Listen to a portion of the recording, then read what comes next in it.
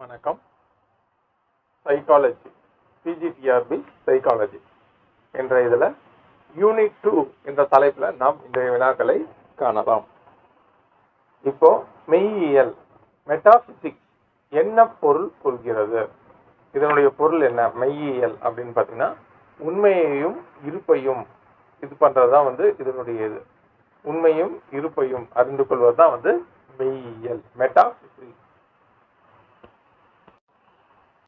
மெய்யியல் நம்பிக்கைகள் எங்கே தாக்கம் செலுத்துகிறது? இதற்கு சரியான பதில் என்னன்னு பார்த்தீங்கன்னா, பாடத்திட்ட வடிவமைப்பு மற்றும் கல்வி குறிக்கோள்களில் கண்டிப்பாக தாக்கத்தை ஏற்படுத்துகிறது. கருத்துசார் கொள்கை, ஐடியலிசம் எப்படி வெளிப்படுகின்றது? இதற்கு சரியான விடை, பொருட்களை எண்ணங்களுக்கு மேலாக கருதுகிறது. பொருட்களை எண்ணங்களுக்கு மேலாக கருதுவதுதான் கருத்துசார் கொள்கை அல்லது ஐடியலிசம். அப்போ இதோட சரியான பதில் என்னன்னு பாத்தீங்கன்னா, பொருட்களை விட எண்ணங்களை மேலாக கருதுகிறது. அந்த திங்கிங் தான் ரொம்ப அதிகமாக கருதுகிறது, எண்ணங்கள். கருத்துசார் கொள்கை ஐடியலிசம் எந்த கருத்தை வலியுறுத்துகிறது?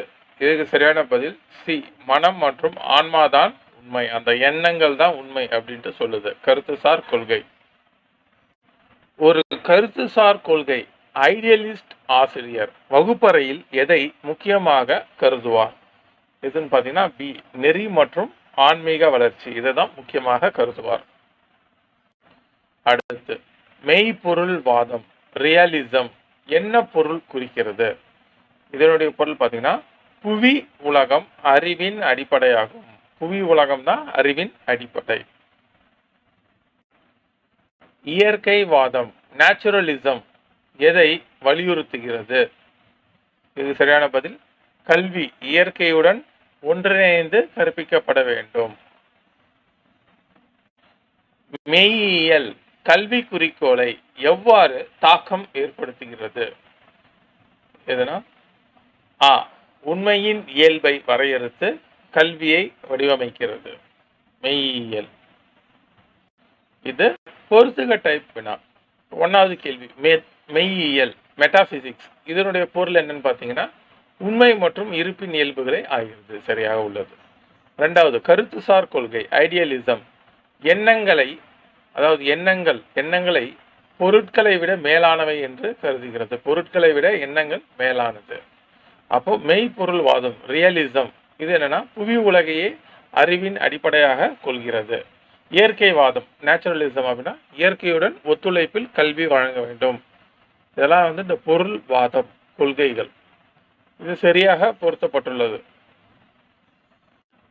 அடுத்து இருப்பாய்வியல், ஆன்டாலஜி எதை பற்றிய ஆய்வு செய்கிறது? எதுனா பி, இருப்பு மற்றும் உண்மைத்தன்மை பற்றிய ஆய்வு.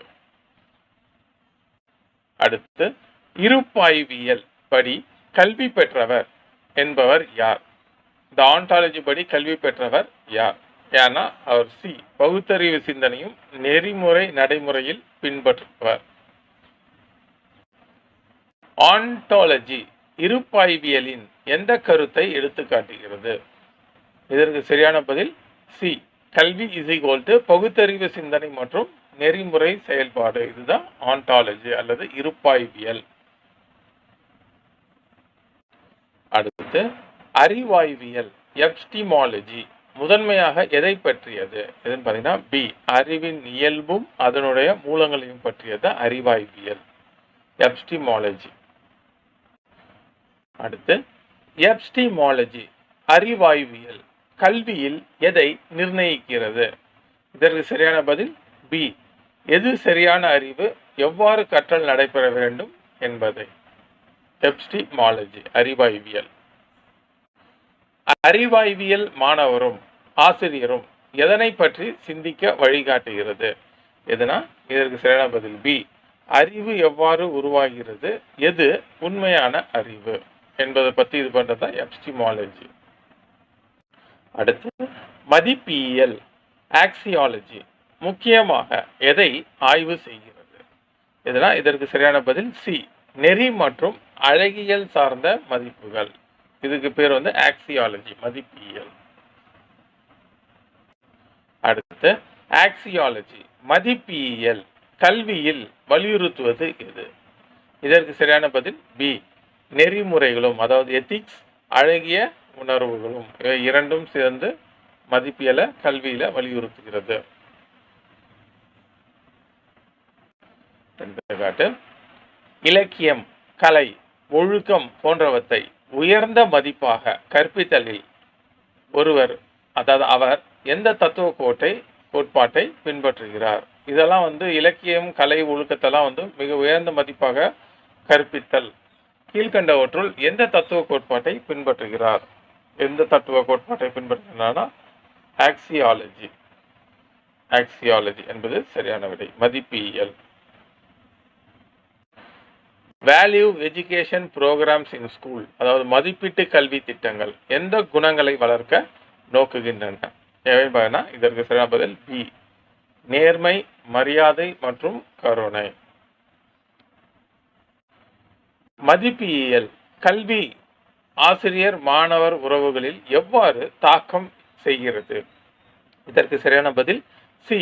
பகிர்ந்து கொள்ளும் மதிப்புகளின் வாயிலாக உறவுகளை வலுப்படுத்துவது. பகிர்ந்து கொள்ளுதல், மதிப்புகளை பகிர்ந்து கொள்ளுதல்.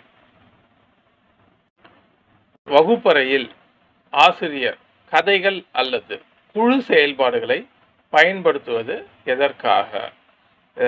மாணவர்களில் நெறி மதிப்பீடுகளை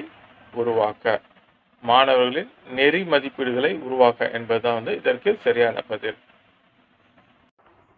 கல்வியில் தத்துவம், அதாவது பிலாசபி, இதில் பங்காற்றுகிறது. என்னன்னு பார்த்தீங்கன்னா பி.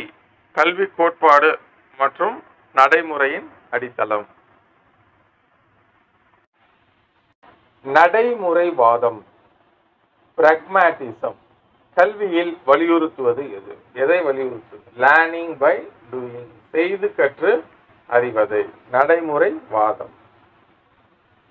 அடுத்து இருத்தலியல், கல்வியில் எதை வலியுறுத்துகிறது? எதுனா தனிப்பட்ட தேர்வு மற்றும் பொறுப்பு. இருத்தலியல்.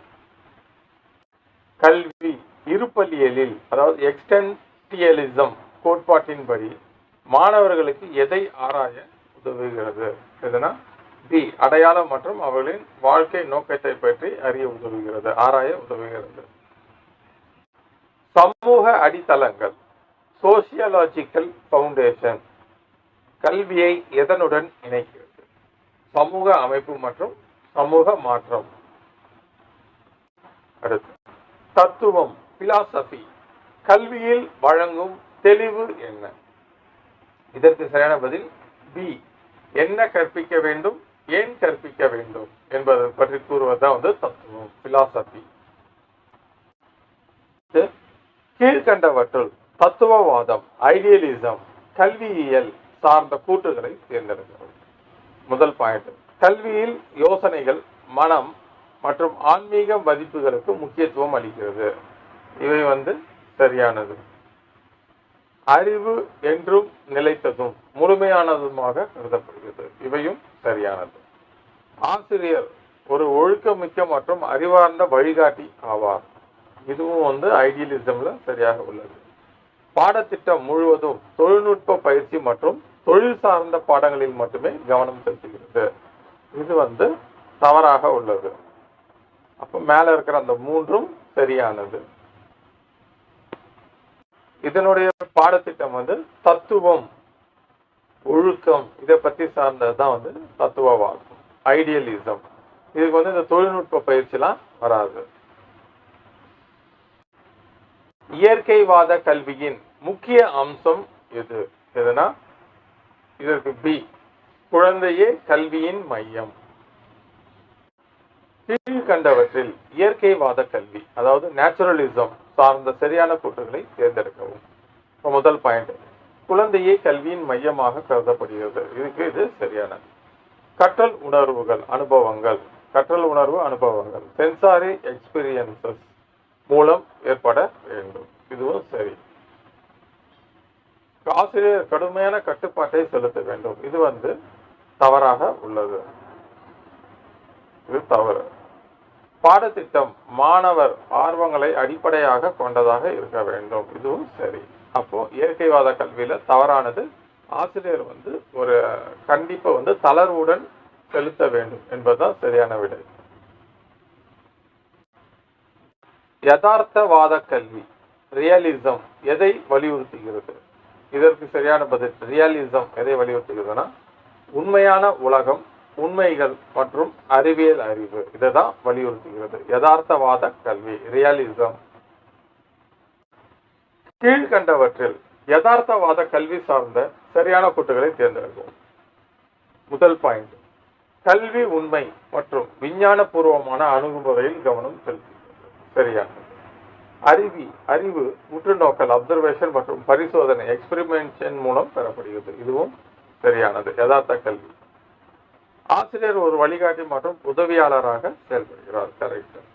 பாடத்திட்டம் இலக்கியம் மற்றும் ஆன்மீக மதிப்புகளை மட்டும் மையப்படுத்துகிறது. இது வந்து தவறாக உள்ளது. அது வந்து அறிவியல் மற்றும் இந்த கணித தொழில்நுட்பம் இதை பற்றி கூறுவதுதான் வந்து யதார்த்த கல்வி. அடுத்து, கல்வியில் நயவாதம் பிராக்மேட்டிசம் எதை வலியுறுத்துகிறது? எதுனா பி, செயலில் இருந்து கற்றல், அனுபவம் மற்றும் நடைமுறை நடவடிக்கைகள். அனுபவம் மற்றும் நடைமுறை நடவடிக்கைகள்.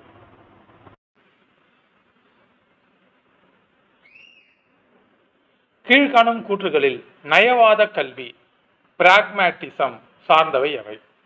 முதல் பாயிண்ட், அறிவு தற்காலிகமானது மற்றும் அனுபவத்தின் அடிப்படையில் மாறுகிறது. சரியானது. குழந்தை சிக்கல் தீர்ப்பு ப்ராப்ளம் சால்விங் மற்றும் முயற்சிகள் மூலம் கற்றுக்கொள்கிறது. அடுத்து, கற்றல் முழுவதும் மனப்பாடத்தின் அடிப்படையில் அமையும். இது வந்து தவறாக உள்ளது. பாடத்திட்டம் அனுபவ மையமாகும் மற்றும் நிலைத்தன்மை அற்றது. இது சரியானது. அப்படின்னா இதற்கான சரியான பதில் என்னன்னு பார்த்தீங்கன்னா 1, 2, 4 இந்த கூற்றுகள் சரியானவை. 3 வந்து தவறானது. குழந்தைகள் வந்து தங்களுடைய அந்த சிக்கல்களை தீர்த்து கற்றுக்கொள்கிறது, மனப்பாடம் கிடையாது. சிக்கல்களை தீர்க்க கற்றுக்கொள்வது. 1937 முன்மொழியப்பட்ட வாரதா அடிப்படை கல்வி திட்டத்துடன் தொடர்புடைய இயக்கம் அல்லது கருத்து எது? இது மகாத்மா காந்தி வடிவமைத்தது. நைதாலிம் அல்லது அடிப்படை கல்வி. அடுத்த கேள்வி, காந்திஜியின் நைதாலிம் பேசிக் எஜுகேஷன் கொள்கை முதன்மையாக எதை வலியுறுத்துகிறது? எதுனா பி, தன்னை அறிதல் மற்றும் உழைப்பை மதித்தல். நவீன அடிப்படை கல்வி நைதாலிம் கொள்கையில் முக்கிய கல்வி முறையாக எதை இணைத்துக் கொள்கிறார்கள்? எதுனா ஏ, தொழில் சார்ந்த வேலைகளை கிராஃப்ட் ஒர்க் எஜுகேஷன் கற்றலுடன் இணைத்து கற்றல். இதற்கு சரியான பதில் ஏ. அடுத்த கேள்வி, கீழ்கண்டவற்றில் நைதாலிம் பேசிக் எஜுகேஷன் பற்றி சரியான கூற்றுகளை தேர்ந்தெடுக்கவும். கல்வி தொழிலோடு கிராஃப்ட் ஒர்க் இணைந்ததாக இருக்க வேண்டும். சரியானது. கல்வி சுயநினைவு மற்றும் உழைப்பின் மதிப்பிற்காக இருக்க வேண்டும். இதுவும் சரியாக உள்ளது. கல்வி மேற்கத்திய பொருளாதார மையமாக இருக்க வேண்டும். இது வந்து தவறாக உள்ளது. இந்திய பொருளாதார மையமாக, கிராம பொருளாதார மையமாக இருக்க வேண்டும் தான் சொல்லியிருக்கிறாங்க. அடுத்து, நல்ல பண்புகள், ஒழுக்கம் மற்றும் எளிமை கல்வியில் வலியுறுத்துகின்றன. இதுவும் சரியானது. அப்போ 1, 2, 3, 4 என்பது சரியானது. 3 தவறானது. அடுத்து, கீழ்கண்டவற்றில் காந்திஜியின் கல்வி கொள்கைகளில் அடங்கியவை எவை? தாய்மொழியில் கல்வி வழங்கப்பட வேண்டும். இது சரியானது. பாடத்திட்டம் எப்பொழுதும் தொழில்நுட்பம் மற்றும் அறிவியல் மட்டுமே உள்ளடக்க வேண்டும். இதை வந்து அவர் சொல்லல. இது தவறாக உள்ளது.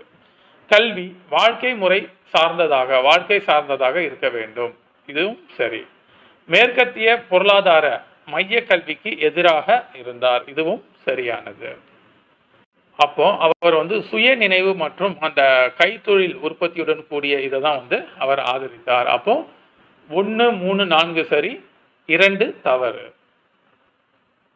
அடுத்த கேள்வி, தாகூர் தனது சாந்தி நிகேதன், இது கூட கேட்பாங்க, சாந்தி நிகேதன் என்ற அந்த இதை விஸ்வபாரதி பல்கலைக்கழகமாக மாறும். இதை உருவாக்கியவர் யாருன்னா தாகூர். ரவீந்திரநாத் தாகூர் தனது சாந்தி நிகேதன் பள்ளியில் எதை வலியுறுத்தினார்? எதுனா பி, இயற்கை கற்றல், சுதந்திரம் மற்றும் அழகியல் வளர்ச்சி. உலகளாவிய கல்விக்காக தாகூர் நிறுவிய கல்வி நிறுவனத்தின் பெயர் என்ன? எதுனா சி, விஸ்வபாரதி பல்கலைக்கழகம். கீழ்கண்ட வாக்கியங்களில் தாகூரின் கல்வி நோக்கங்களை சார்ந்தவை எவை சரியானவை? ஸ்டேட்மெண்ட் 1. தாகூர் உடல், மனம், ஆன்மா என முழுமையான ஒத்திசைவு வளர்ச்சியை வலியுறுத்தினார். ஆமா, அப்ப இது சரியானது. இது ஸ்டேட்மெண்ட் 1 சரியானது. அடுத்தது ஸ்டேட்மெண்ட் 2. அவர் கல்வியை கட்டாய கற்றல் மூலம் மட்டுமே பயிலப்பட வேண்டும் என்று கூறினார். இது தவறாக உள்ளது. அடுத்து ஸ்டேட்மெண்ட் 3. இயற்கை சிறந்த ஆசானாகும் என்று அவர் நம்பினார். அவர் இயற்கையோடு கற்றலை தான் வலியுறுத்தினார். அப்ப இது சரி. கலை, இசை, படைப்பாற்றல் ஆகியவற்றை கல்வியுடன் இணைத்தார். இதுவும் சரியானது. சர்வதேச மனிதநேயம் மற்றும் ஒற்றுமையை கல்வியின் நோக்கமாக இருக்க வேண்டும் என்றார். இதுவும் சரியானது. அப்போ ஸ்டேட்மெண்ட் 1, 3, 4, 5 சரியானது. 2 மட்டும் தவறானது. அவர் இயற்கையாக கல்வி கற்க வேண்டும் என்றுதான் அவர் விருப்பப்பட்டார். கீழ்கண்ட வாக்கியங்களில் எவை விவேகானந்தர் கல்வி நோக்கங்களுக்கு உட்பட்டவை? ஸ்டேட்மெண்ட் 1. கல்வி என்பது மனிதனுள் ஏற்கனவே இருக்கும் பூரணத்தை வெளிப்படுத்தும் செயலாகும் என்று கூறினார். இது சரியான கூற்று விவேகானந்தர். ஸ்டேட்மெண்ட் 2. ஆன்மீக மற்றும் தேசப்பற்று அடிப்படையிலான மனிதன் உருவாக்கும் கல்வியை வலியுறுத்தினார். இதுவும் சரியானது. 3. ஸ்டேட்மெண்ட் 3. கல்வி நல்ல குணநலன்கள் மற்றும் ஆற்றலை கட்டியெழுப்ப வேண்டும் என்றார். சரியான கூற்று. ஸ்டேட்மெண்ட் 4. கல்வி சிலர் மட்டும் பெற வேண்டியதாகும் என்று வலியுறுத்தினார். இது தவறாக உள்ளது. விவேகானந்தரின் கல்வி நோக்கங்கள் தொடர்பான கீழே கொடுக்கப்பட்டுள்ள வாக்கியங்களை பரிசீலியுங்கள். ஸ்டேட்மெண்ட் 1. கல்வி நோக்கம் தன்னம்பிக்கை மற்றும் பயமின்மையை வளர்ப்பதாகும். இது சரி. ஸ்டேட்மெண்ட் 2. கல்வி ஆன்மீக மற்றும் ஒழுக்க வளர்ச்சிக்கு துணை புரிய வேண்டும். இதுவும் சரி.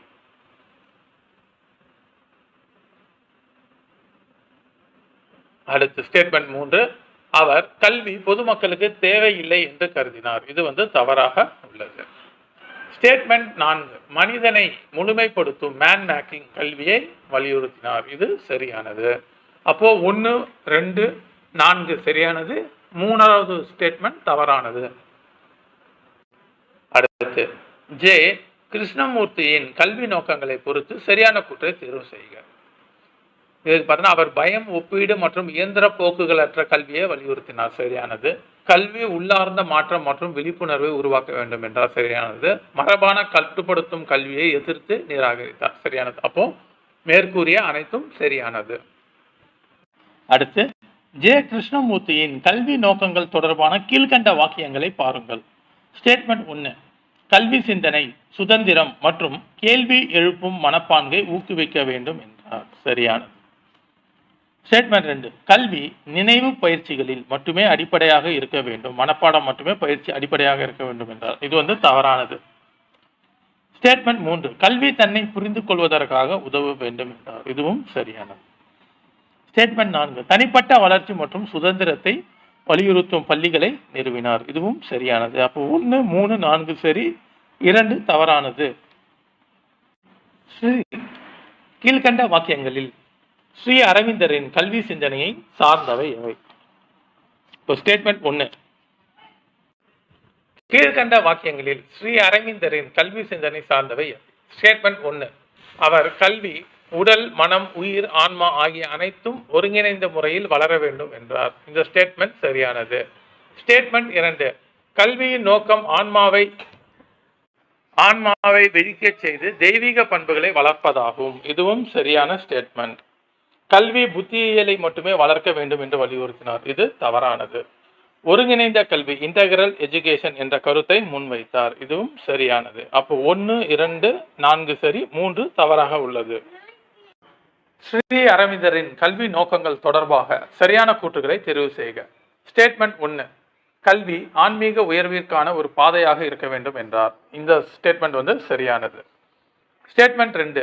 ஆசிரியர் கட்டாயப்படுத்துபவராக இருக்க வேண்டும் என்று கூறினார். இது தவறாக உள்ளது. ஸ்டேட்மெண்ட் 3. ஆசிரியர் ஒருவரின் வழிகாட்டியாகவும் உந்துதலாகவும் இருக்க வேண்டும் என்றார். இது சரியானது. கல்வியின் இறுதி நோக்கம் சுய உணர்வும் உள்ளார்ந்த வளர்ச்சியும் ஆகும். இது சரியானது. அப்போ 1, 3, 4 சரி, 2 தவறாக உள்ளது. அடுத்து கீழ்கண்ட வாக்கியங்களில் பிளாட்டோவின் கல்வி நோக்கங்களை சார்ந்தவை எவை? ஸ்டேட்மெண்ட் 1 மிக சிறந்த சமுதாயத்தை உருவாக்க சிறந்த கல்வி அவசியம் என்றார். இது சரியானது. ஸ்டேட்மெண்ட் 2 கல்வி நீதி மற்றும் உண்மையை அடைய வழிவகுக்க வேண்டும் என்றார். இதுவும் சரியானது. ஸ்டேட்மெண்ட் 3 ஃபார்ம்ஸ் ஐடியாஸ் என்ற கோட்பாட்டை கல்வியுடன் இணைத்தார். ஐடியாஸ் சரியானது. 4வது கல்வியின் உச்சகட்டம் தத்துவ ஞானிகள் அரசர்களாக ஆவது என்றார். இதுவும் சரியானது. 5 அவர் எந்தவித கல்வி நிலையத்தையும் அமைக்கவில்லை. இது தவறாக உள்ளது. அவர் தான் முதல்ல அகாடமி என்ற இதை உருவாக்குனவர். யாரு? பிளாட்டோ. அப்போ 5 மட்டும்தான் தவறானது. அடுத்த கேள்வி, கீழ்கண்ட வாக்கியங்களில் பெர்ட்ராண்ட் ரசலின் கல்வி சிந்தனையை சார்ந்தவை எவை? ஸ்டேட்மெண்ட் 1 கல்வி தர்க்கம் மற்றும் பகுத்தறிவு வளர்க்க வேண்டும் என்றார். இந்த கேள்வி சரியானது. Point statement. ஸ்டேட்மெண்ட் 2 கட்டாயமான அடிப்படையற்ற கற்பித்தலை விமர்சித்தார். இதுவும் சரியானது.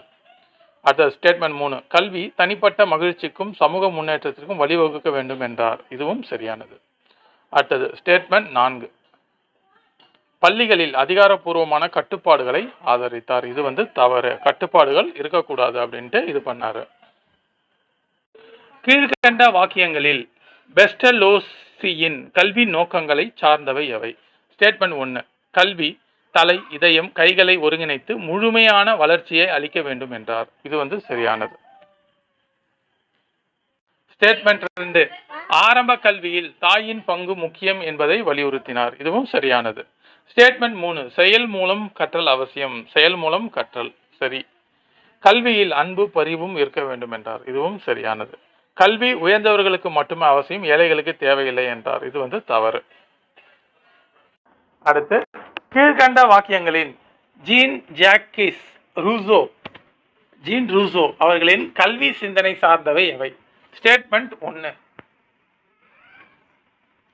இயற்கையுடன் இணைந்த கல்வியை வலியுறுத்தினார். ஆமா, இது சரியானது இந்த ஸ்டேட்மெண்ட். ஸ்டேட்மெண்ட் 2 குழந்தை பிறப்பிலே நல்லவன், வளர்ச்சி இயல்பான முறையில் நடைபெற வேண்டும் என்றார். இதுவும் சரியானது. கல்வி குழந்தை மையமாக இருக்க வேண்டும் என்றார். இதுவும் சரியானது. தண்டனை மற்றும் உணர்வற்ற ரோட் லேர்னிங் கல்விக்கு எதிராக இருந்தார். இதுவும் சரி. தண்டனை கொடுக்கக்கூடாது. கல்வி பெரியவர்களுக்கே தேவையானது, குழந்தைகளுக்கு அவசியமில்லை என்றார். இது தவறாக உள்ளது. அடுத்து கீழ்கண்ட வாக்கியங்களில் ஃப்ரெட்ரிச் ஃப்ரோஃபெல் அவர்களின் கல்வி சிந்தனை சார்ந்தவை எவை? ஸ்டேட்மெண்ட் 1 முன் தொடக்கப்பள்ளியை அதாவது கிண்டர் கார்டனை உருவாக்கினார். இது சரியானது. அடுத்து ஸ்டேட்மெண்ட் 2 கல்வியில் விளையாட்டுகளை அத்தியாவசியமாக கருதினார். சரியானது. ஸ்டேட்மெண்ட் 3 செயல் மற்றும் வெளிப்பாடு மூலமே கற்றல் நடக்க வேண்டும் என்றார். சரியானது. கல்வியில் படைப்பாற்றலுக்கான சுதந்திரமும் மகிழ்ச்சியும் இருக்க வேண்டும் என்றார். இதுவும் சரியானது. அடுத்த ஸ்டேட்மெண்ட் 5 கல்வி அன்பும் பரிவும் இல்லாமல் கடுமையாக இருக்க வேண்டும் என்றார். இது தவறானது. அன்பாக இருக்க வேண்டும், பரிவோடு இருக்க வேண்டும் என்று வலியுறுத்தினார். யாரு? ஃப்ரோஃபெல். கீழ்கண்ட வாக்கியங்களில் டாக்டர் மரியா மாண்டிச்சோரி அவர்களின் கல்வி சிந்தனைக்கு உறுதியானவை எவை? ஸ்டேட்மெண்ட் 1 குழந்தையின் சுதந்திரத்தை அடிப்படையாக கொண்ட மாண்டிச்சேரி மெத்தட் உருவாக்கினார். சரியானது. ஸ்டேட்மெண்ட் 2 கல்வி சுய கற்றலுக்கு ஆட்டோ எஜுகேஷன் வழிவகுக்க வேண்டும் என்றார். இதுவும் சரியானது. ஸ்டேட்மெண்ட் 3 தன்னிச்சையான கற்றலுக்கான ப்ரீபேர்டு என்வாயர்மெண்ட் வடிவமைத்தார். இதுவும் சரியானது. வளர்ச்சியில் சென்சிட்டிவ் பீரியட்ஸ் இருப்பதாக கருதினார். இதுவும் சரியானது. ஸ்டேட்மெண்ட் 5 கல்வி அறிவாற்றல் வளர்ச்சிக்கே மட்டுமே உதவ வேண்டும் என்றார். இது தவறானது. அனைத்திற்கும் உதவ வேண்டும், ஒருங்கிணைந்த வளர்ச்சி. அடுத்தது கீழ்கண்ட வாக்கியங்களில் ஜான் டூவே அல்லது ஜான் டூயி அவர்களின் கல்வி சிந்தனை சார்ந்தவை எவை? இப்ப இதுல ஸ்டேட்மெண்ட் 1 கல்வி செயலின் மூலம் லேர்னிங் பை டூயிங் நடைபெற வேண்டும் என்றார். இது சரியானது. இந்த ஸ்டேட்மெண்ட் சரியாக உள்ளது. கல்வி என்பது வாழ்க்கைக்கு ஒரு முன்னேற்பாடு மட்டுமே என்றார். இல்லை, கல்விதான் வாழ்க்கை என்று கூறியவர். அப்போ இது தவறாக உள்ளது. கல்வி வாழ்க்கையை முன்னேற்பாடு அல்ல என்று வலியுறுத்தினார். கல்வியே வாழ்க்கை, முன்னேற்பாடு அல்ல என்று வலியுறுத்தினார். இது சரியானது. அப்போ 2வது ஸ்டேட்மெண்ட்டை பாருங்க, அது தவறாக உள்ளது. ஜனநாயக வகுப்பறை மற்றும் விமர்சன சிந்தனைக்கு முக்கியத்துவம் கொடுத்தார். இதுவும் சரியானது. ஸ்டேட்மெண்ட் 5 அனுபவத்தை அடிப்படையாக கொண்ட பாடத்திட்டத்தை பரிந்துரைத்தார். இதுவும் சரியானது. அப்போ 2 ஸ்டேட்மெண்ட் 2 மட்டும் தவறானது. இதை மீண்டும் ஒரு முறை பார்த்துக் கொள்ளலாம். நெய் தாலிம் இது மகாத்மா காந்தியின் கல்விக் கொள்கை, சரியாக பொருத்தப்பட்டுள்ளது. சாந்தி நிகேதன் தாகூரோட இயற்கை கற்றலை சுதந்திர கல்வியும் வலியுறுத்தியது. இதுவும் சரியானது. அடுத்து ஒருங்கிணைந்த கல்வி இது உடல் மனம் ஆன்மா மற்றும் உயிரின் முழுமையான வளர்ச்சிக்கு அரவிந்தரின் விருப்பம். இதுவும் சரியாக பொருத்தப்பட்டுள்ளது. பன்னாட்டு கல்வி அப்படின்னா மனித நேசம், சர்வதேச ஒற்றுமை மற்றும் உலக சமுதாயத்திற்கான கல்வியின் நோக்கம். இவை அனைத்தும் சரியாக பொருத்தப்பட்டுள்ளது. சமூக மயமாக்கல் என்றால் என்ன? இதற்கு சரியான பதில் பி. நபர்கள் சமுதாயத்தின் மதிப்பீடுகள், ஒழுங்குகள் மற்றும் பண்பாட்டை கற்றுக்கொள்வதற்கான செயலாகும். இதற்கு பி. சமூகமயமாக்கல் என்பது பி. அடுத்து சமூக அடுக்குப்படுதல், சோசியல் ஸ்ட்ராட்டிபிகேஷன் என்பது என்ன? இதற்கு சரியான பதில் சமூகத்தில் தனிப்பட்ட இடம் மற்றும் ஆதாயங்கள் அடுக்குகளாக வகுக்கப்படல். சமூக இயக்கம், சோசியல் மொபிலிட்டி எனும் கருத்து தொடர்பானது இது கீழ்கண்டவற்றுள். இதற்கு பி. நபர்கள் வேறுபட்ட சமூக நிலைக்குள் நகர்வது. இதான் சோசியல் மொபிலிட்டி. சமூக நீதிக்கான கல்வியின் முக்கிய நோக்கங்கள் என்னன்னா ஏ. சமத்துவத்தை ஊக்குவித்தல் மற்றும் பாகுபாட்டை நீக்குதல். சமூக மாற்றத்தில் கல்வி எந்த வகையில் பங்கு வகிக்கிறது? இதற்கு சரியான பதில் ஏ. திட்டமிடப்பட்ட மற்றும் நேர்மறை சமூக மாற்றங்களை ஏற்படுத்தும் சக்தி வாய்ந்த கருவியாக இருக்கும். ஆகஸ்ட் கம்டே கல்வியின் பங்கு என்னென்ன என்று நம்பினார்? இதற்கு சரியான பதில் ஏ. சமூக ஒழுங்கை பேணுதல் மற்றும் அறிவுத்திறன் வளர்க்கும் கருவியாக கல்வி இருந்திருக்க வேண்டும். இது சரியான பதில் ஏ. அடுத்து வெபர் கல்வியில் வலியுறுத்திய முக்கிய அம்சம் எது? ஏ. ஆட்சி மற்றும் நிர்வாக அமைப்புகளை உருவாக்க கல்வி துணை புரியும். அடுத்து கார்ல் மார்க்ஸ் கல்வியை எப்படி கருதினார்? என்னன்னா ஏ. கல்வி வர்க்க அடிப்படையிலான ஆதிக்கத்தை கட்டுப்படுத்தும் கருவியாகும். அவருடைய சிந்தனையில் கார்ல் மார்க்ஸ் சமத்துவத்தின் தந்தை, சமதர்ம பொருளாதாரத்தின் தந்தை. ஆகஸ்ட் கம்டே கல்வியை சமுதாயத்தில் எப்படி பார்க்கிறார்? எதுனா பி. சமூக ஒற்றுமை மற்றும் கூட்டு சிந்தனையை வளர்க்கும் வழியாக. எமிலே இவங்க கருத்தில் கல்வியின் பங்கு என்னன்னா பி. சமூக ஒற்றுமை மற்றும் ஒத்த கூர்மையான சிந்தனையை வளர்க்கும் வழி. எமிலே அவங்களுடைய கருத்து. ஹெர்பர்ட் ஸ்பென்சர் அவர்களின் கல்வி பார்வை என்ன? ஏ.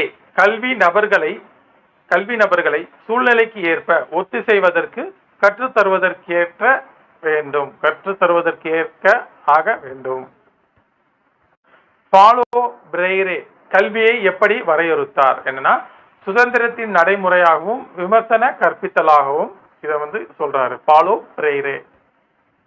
அமைதிக்கான கல்வி, எஜுகேஷன் ஃபார் பீஸ் உட்பட்ட அம்சங்கள் என்னன்னா மோதல் தீர்வு, சகிப்புத்தன்மை மற்றும் இணக்கம் கற்றல். சுற்றுச்சூழல் கல்வியின் முக்கிய நோக்கம் என்ன? ஏ. சுற்றுச்சூழல் சமநிலையை மேம்படுத்துதல் மற்றும் நிலைத்தன்மையை உறுதி செய்தல். தாராளமயமாக்கல், லிபரலைசேஷன் என்றால் என்னன்னா அரசாங்க கட்டுப்பாடுகளை தளர்த்தும் மற்றும் தனியார் முதலீடுகளை வரவேற்பது. இந்தியா இந்த தாராளமயமாக்கல் எல்பிஜி பாலிசியை எந்த ஆண்டு ஏற்றுக்கொண்டார்கள் என்று கமெண்ட் செய்யுங்கள். தனியார் மயமாக்கல், பிரைவேடைசேஷன் என்பது இது என்னன்னு பாத்தீங்கன்னா தனியார் நிறுவனங்கள் கல்வியை சுயமாக வழங்கும் முறை, பிரைவேடைசேஷன். உலகமயமாக்கல், குளோபலைசேஷன் கல்வியின் என்ன கொண்டு வருகிறது? என்னன்னா உலக தரங்கள், டிஜிட்டல் வசதிகள் மற்றும் பன்னாட்டு பரிமாற்றங்கள். ஐநா நிலையான வளர்ச்சியின் நோக்கங்களின் கல்வியின் பங்கு என்னன்னா பி. உள்ளடக்கிய மற்றும் சமத்துவமான தரமான கல்வியை அனைவருக்கும் உறுதி செய்தல். உடல் தகுதி மற்றும் உடல் நல கல்வி என்னென்ன அம்சங்களை ஊக்குவிக்கிறது? என்னன்னா ஏ. உடல் தகுதி, தூய்மை, ஊட்டச்சத்து, மனநலம். கல்வியில் பாலின சமத்துவத்தின் பொருள் என்னன்னா ஏ. அனைத்து பாலினங்களுக்கும் சம வாய்ப்பு மற்றும் பாதுகாப்பு வழங்குதல். கல்வியில் பாலின சமத்துவத்தை ஊக்குவிப்பதற்கான முக்கிய நடவடிக்கை என்னன்னா பி. அனைத்து மாணவர்களுக்கும் ஆண் பெண் அனைவருக்கும் சம வாய்ப்புகளை வழங்குதல்.